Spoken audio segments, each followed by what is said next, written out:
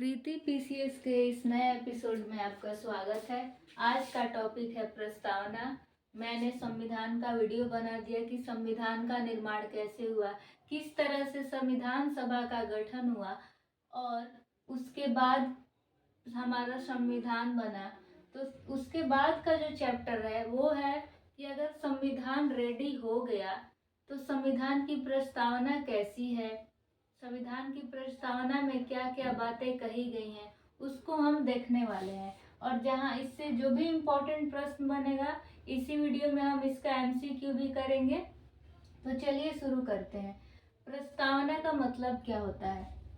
प्रस्तावना का शाब्दिक अर्थ है भूमिका अथवा प्रारंभिक पहचान। यानी किसी भी चीज का, लाइक मेरी क्या प्रस्तावना है, मतलब मैं अपना इंट्रोडक्शन दे रही हूँ। मतलब प्रस्तावना वो होता है कि अगर हम किसी चीज के बारे में उसका थोड़ा सा परिचय दे दें तो वो प्रस्तावना होता है, ताकि उसके फुल बॉडी यानी संविधान का पूरा एक दर्शन झलक जाए उस प्रस्तावना में, थोड़ा बहुत लिखा रहे। जैसे किसी किताब को हम पढ़ते हैं तो सबसे पहले प्रस्तावना दिया रहता है कि इस बुक में ये चीजों के बारे में बताया गया है। वैसे ही है संविधान की प्रस्तावना।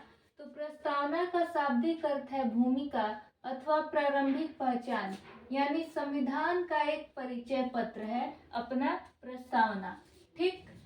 सर्वप्रथम यूएसए ने अपने संविधान में प्रस्तावना को सम्मिलित किया। अगर ये सवाल बनता है कि विश्व में सबसे पहली बार या सर्वप्रथम किस देश ने अपने संविधान में प्रस्तावना को जगह दिया या स्थान दिया, तो इसका सही उत्तर क्या हो जाएगा? यूएसए। यानी यूएसए ने अपने संविधान में प्रस्तावना को सम्मिलित किया। अब हमें ये याद होना चाहिए, जो हमारा प्रस्तावना है ये याद होना चाहिए, क्योंकि यहाँ से भर भर के सवाल बनते हैं और बहुत तरह के सवाल बनते हैं।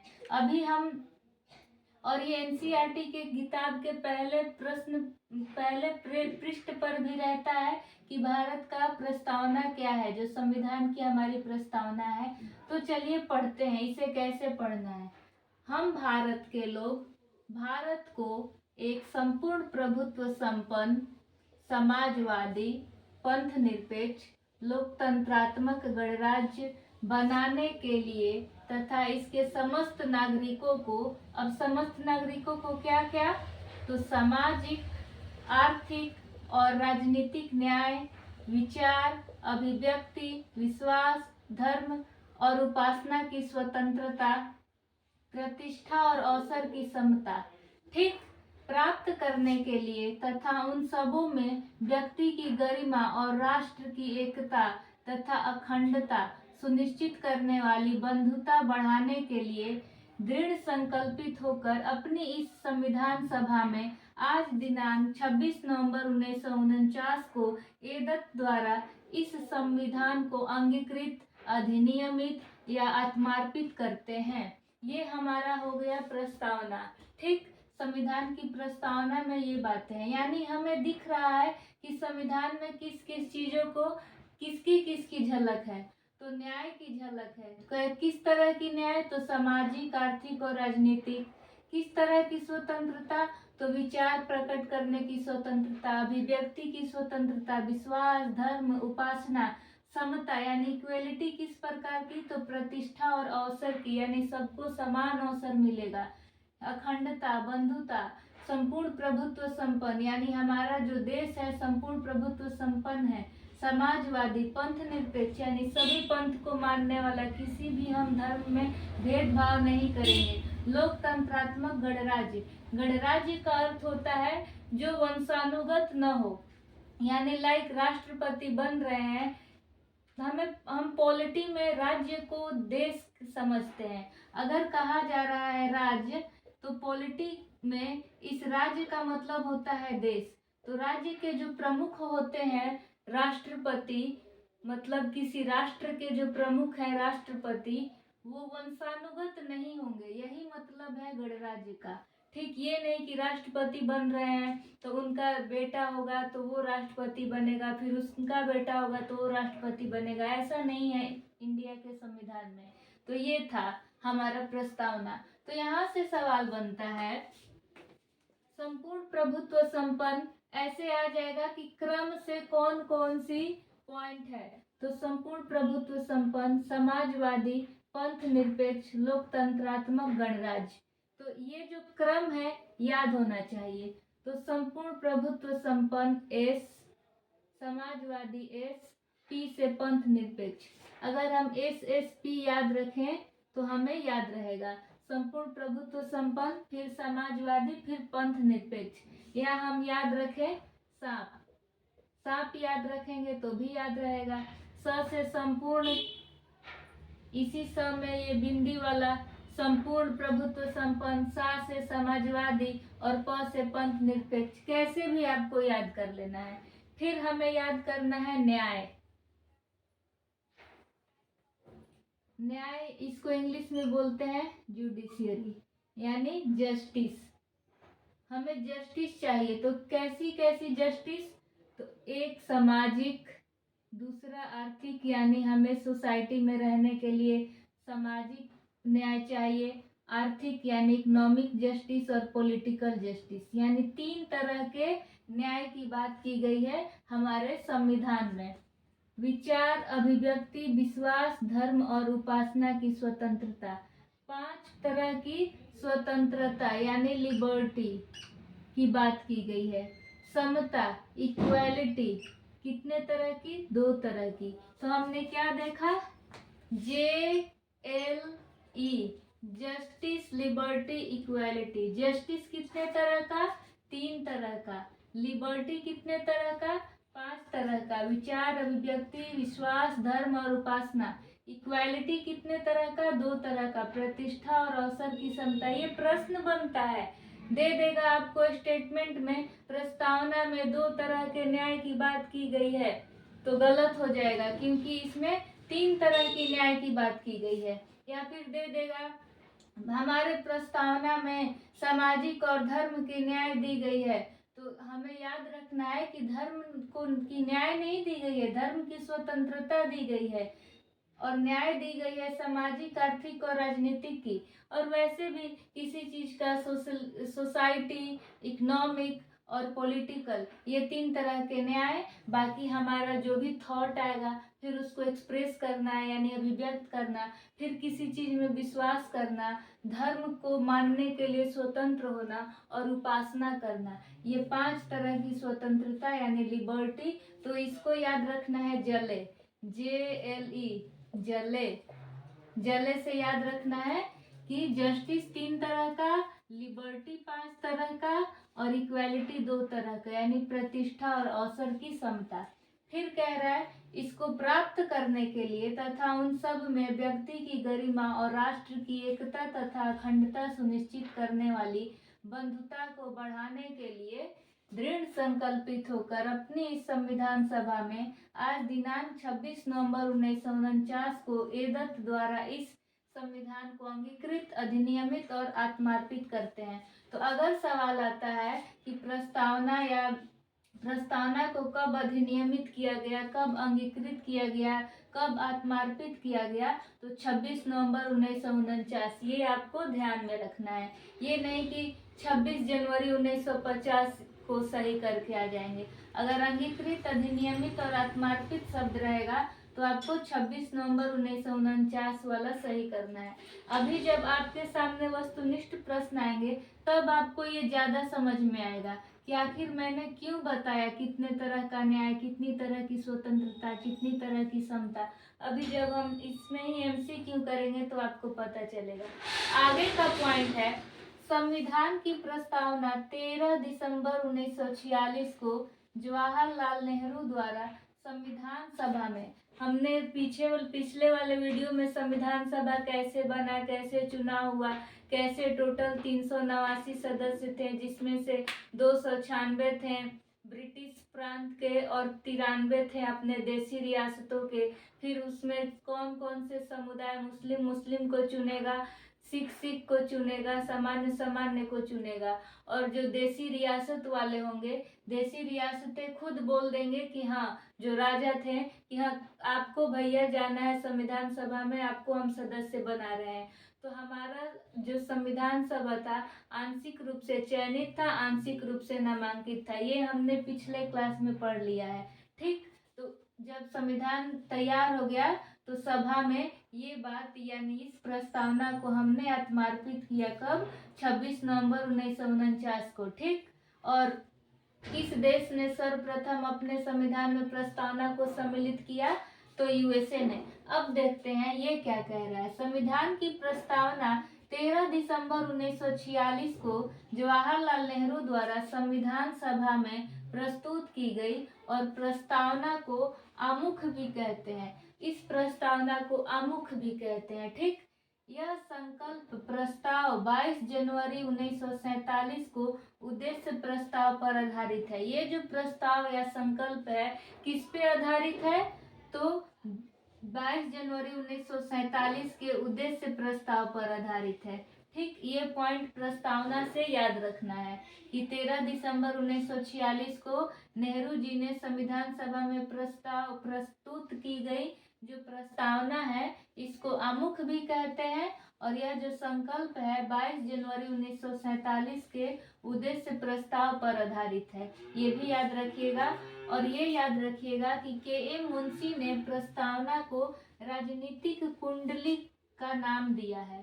ठीक, के.एम. मुंशी ने, अगर सवाल आ जाता है निम्नलिखित में से किसने प्रस्तावना को राजनीतिक कुंडली का नाम दिया है, ऑप्शन दे देगा महात्मा गांधी, फिर दे देगा विनोबा भावे या जवाहरलाल नेहरू, भीमराव अंबेडकर, राजेंद्र प्रसाद, के.एम. मुंशी। तो आपको याद रखना है के.एम. मुंशी ने प्रस्तावना को राजनीतिक कुंडली का नाम दिया है। अब इसमें जो और पॉइंट है उसको समझते हैं। हम समझते हैं कि प्रभुत्व संपन्न क्या होता है, समाजवादी क्या होता है, पंथ निरपेक्ष क्या होता है, लोकतंत्रात्मक गणराज्य क्या होता है, उसके बाद कितने तरह की न्याय है, कितने तरह की स्वतंत्रता, इससे संबंधित जो भी प्रश्न अभी तक बने हैं, यूपीएससी हो, यूपीपीएससी हो, वो सब हम यहाँ देखने वाले हैं। ठीक,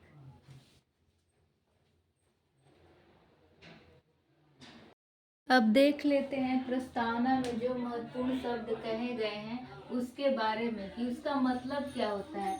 अगर ये अच्छे से समझ जाते हैं तो हमारा कॉन्सेप्ट से रिलेटेड अगर कोई प्रश्न बनता है तो हम इजीली सॉल्व करेंगे, हमें बिल्कुल एग्जाम हॉल में प्रेशर नहीं होगा। ठीक, तो चलिए शुरू करते हैं। 42वें संविधान संशोधन अधिनियम 1976 द्वारा भारतीय संविधान की प्रस्तावना में समाजवाद, पंथ निरपेक्ष एवं अखंडता शब्द को जोड़ा गया। तो मूल संविधान में समाजवाद, पंथ निरपेक्ष और अखंडता शब्द नहीं थे। इसको 42वें संविधान संशोधन यानी 42nd अमेंडमेंट 1976 यानी 1976 के द्वारा इसे जोड़ा गया। 42वें संविधान संशोधन अधिनियम 1976 द्वारा भारतीय प्रस्तावना में जो संविधान की प्रस्तावना है उसमें समाजवाद, पंथ निरपेक्ष और अखंडता शब्द को जोड़ा गया।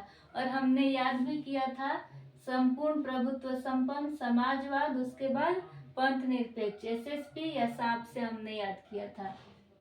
फिर हमने याद किया था जस्टिस कितने प्रकार का, लिबर्टी कितने प्रकार का, इक्वालिटी कितने प्रकार का। अब हम जो भी शब्द वहाँ पढ़े, हम भारत के लोग, संपूर्ण प्रभुत्व संपन्न, समाजवादी, पंथ निरपेक्ष, ये शब्द का मतलब क्या है ये देखते हैं। तो हम भारत के लोग, यहाँ पे प्रस्तावना में हम भारत के लोग कहने का अर्थ क्या है? तो इसका तात्पर्य है भारत एक प्रजातांत्रिक देश है और भारत के लोग ही सर्वोच्च संप्रभु है। यानी जो लोकतंत्र है वो जनता के लिए, जनता के द्वारा, जनता के लिए ही है। ठीक, इसका तात्पर्य है कि भारत एक प्रजातांत्रिक देश है और भारत के लोग ही सर्वोच्च संप्रभु हैं। ठीक है। सेकंड है संपूर्ण प्रभुत्व संपन्न। ये क्यों बोल रहा है? तो इसका मतलब है कि भारत अपने आंतरिक और बाह्य मामलों को निर्धारण करने में स्वतंत्र है। यानी भारत को अगर कोई मामलों में निर्धारण करना हो, चाहे वो मामला आंतरिक हो चाहे वो बाह्य हो, कि हम ये करेंगे ये नहीं करेंगे, तो इसमें दूसरा देश ये नहीं रोकने नहीं आएगा हमें, हम बिल्कुल स्वतंत्र हैं। इसी का मतलब होता है संपूर्ण प्रभुत्व संपन्न, यानी भारत अपने आंतरिक और बाह्य मामलों को निर्धारण करने में स्वतंत्र है, इसमें कोई भी हस्तक्षेप नहीं करेगा। अब है समाजवादी। तो भारतीय समाजवाद लोकतांत्रिक समाजवाद है, न कि साम्यवादी समाजवाद। यानी भारत का जो समाजवाद है लोकतांत्रिक समाजवाद है, मतलब यहाँ पे जो भी कार्य होगा वो मिश्रित अर्थव्यवस्था है हमारे यहाँ, यानी निजी और सामाजिक दोनों, सार्वजनिक और निजी दोनों का है। निजी ज्यादा नहीं है, लेकिन साम्यवादी समाजवाद में क्या होता है, ज्यादातर मार्क्सवाद पे बल दिया जाता है कि हम निजी की ओर ज्यादा बढ़ेंगे तो हम जल्दी विकसित करेंगे। लेकिन हमारा समाजवाद कैसा है, लोकतांत्रिक समाजवाद है, अर्थात सार्वजनिक और निजी दोनों है, मिश्रित है। इसका मतलब ये होता है। पंथ निरपेक्ष से क्या मतलब है, तो धर्म के आधार पर भेदभाव में निषेध। हम धर्म के आधार पर किसी भी व्यक्ति के साथ भेदभाव नहीं कर सकते हैं।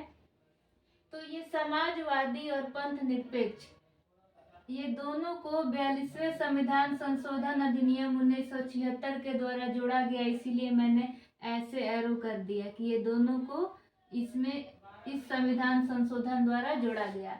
अब लोकतांत्रिक का मतलब क्या है, तो सर्वोच्च शक्ति जनता में निहित है।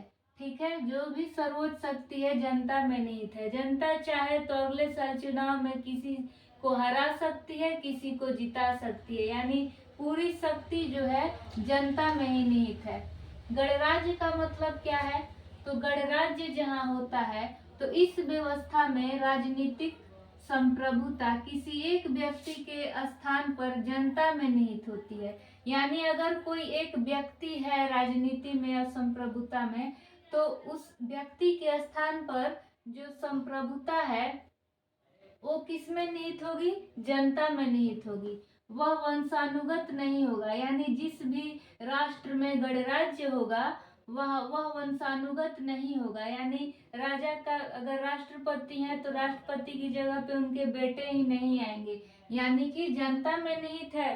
तो जैसे द्रौपदी मुर्मू जी बनी, प्रणब मुखर्जी बने, तो हमारा संविधान कैसा है, तो गणराज्य है। गणराज्य का मतलब इसमें कोई विशेषाधिकार वर्ग नहीं होता है। ठीक है, उम्मीद करती हूँ यहाँ तक पॉइंट समझ में आ गया होगा। अब उसमें एक शब्द था न्याय, तो कैसा न्याय, तो सामाजिक न्याय, आर्थिक न्याय, राजनीतिक न्याय। अब सामाजिक न्याय किस तरह से मिलेगा, तो जाति, मूल वंश, लिंग, जन्म स्थान, धर्म, भाषा पे भेदभाव नहीं, यानी हम किसी भी व्यक्ति के साथ उसकी जाति, उसका मूल वंश, उसके लिंग और जन्म स्थान, धर्म और भाषा के आधार पर भेदभाव नहीं कर सकते। ये होता है सामाजिक न्याय। आर्थिक न्याय यानी संपदा, आय और संपत्ति की असमानता को दूर करना। इसका मतलब है कि हम संपदा में, आय में, इनकम में और संपत्ति में किसी में भेदभाव नहीं करेंगे। राजनीतिक न्याय का मतलब होता है प्रत्येक व्यक्ति को मतदान करने का अधिकार है, चुनाव लड़ने का अधिकार है, सार्वजनिक पद प्राप्त करने का अधिकार है। यानी 3 तरह की ये न्याय है, और न्याय को मैंने अच्छे से बता दिया कि इसमें क्या होता है। स्वतंत्रता 5 प्रकार की है, जिसमें विचार, अभिव्यक्ति, धर्म, उपासना, ये जो हमने भारत के लोग पूरा प्रस्तावना को पढ़ा, उसमें स्वतंत्रता की बात की गई है और समता की बात की गई है। तो समता में क्या क्या आ जाएगा, तो अनुच्छेद 14 से लेकर 18 तक जो बातें कही गई हैं वही समता है। यानी हम क्या देख रहे हैं कि ये तो मूल अधिकार है, यानी प्रस्तावना में हमें संविधान का एक झलक मिल गया और एक सार मिल गया, पूरे संविधान का सार है कि हाँ इसमें ये बातें कही गई हैं। तो अनुच्छेद 14 विधि के समक्ष समानता, ठीक, फिर भेदभाव नहीं करेंगे, लिंग जाति के ये आधार पर भेदभाव नहीं, 16 में समान अवसर की समता, 17 में छुआछूत की अंत या अस्पृश्यता की अंत, तो वहाँ भी अगर अंत होता है छुआछूत का यानी हम इक्वालिटी की भावना उत्पन्न कर रहे हैं। और 18 में उपाधियों का अंत, उपाधि का अंत करके हम समता ला रहे हैं। तो ये हो गया समता। और एक शब्द था लास्ट में बंधुत्व। तो बंधुत्व का अर्थ है भाईचारे की भावना यानी व्यक्ति की गरिमा और देश की एकता और अखंडता।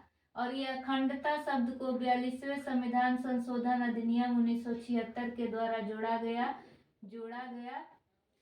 तो उम्मीद करती हूँ कि आपको ये वीडियो पूरा समझ में आ गया। अब नेक्स्ट वीडियो पार्ट 2 करके आएगा, संविधान की प्रस्तावना पार्ट 2, जिसमें हम MCQ करेंगे। और उसमें कुछ वाद भी है, जैसे बेरुबाड़ीवाद, केशवानंदवाद, कि इसमें जो मेन वाद है उससे संबंधित प्रश्न बनता है, तो उसको भी अच्छे से पढ़ लेंगे। तो उम्मीद करती हूँ ये संविधान की प्रस्तावना आपको बहुत अच्छे से समझा पाई हूँ मैं। आपको वीडियो कैसा लगा प्लीज़ कमेंट कीजिए। नेक्स्ट वीडियो में मिलते हैं MCQ के साथ। Thank you so much for watching this video.